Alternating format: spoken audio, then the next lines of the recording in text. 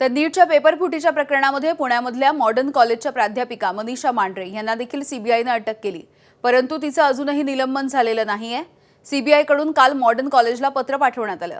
मनीषा मांढरेच्या निलंबनाच्या संदर्भात उद्या मॉडर्न कॉलेजमध्ये कोअर कमिटीची बैठक आयोजित करण्यात आली। या बैठकीमध्ये मांढरेच्या निलंबनाच्या संदर्भात चर्चा होतीये।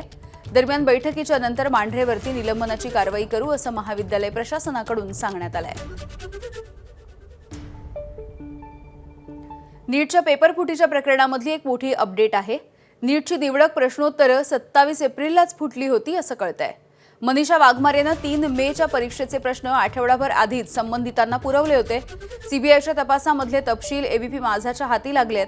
सीबीआयच्या तपासामध्ये मनीषा वाघमारेची भूमिका ही ठळकपणे समोर येतेय।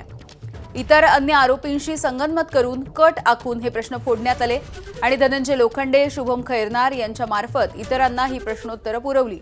मनीषाकडून पुरावे नष्ट करण्याचा देखील प्रयत्न झाला, परंतु मनीषा विद्यार्थ्यांची नावं सांगत नसल्यामुळे तपासामध्ये अडचणी येत आहेत। एबीपी माझा, उघडा डोळे बघा नीट।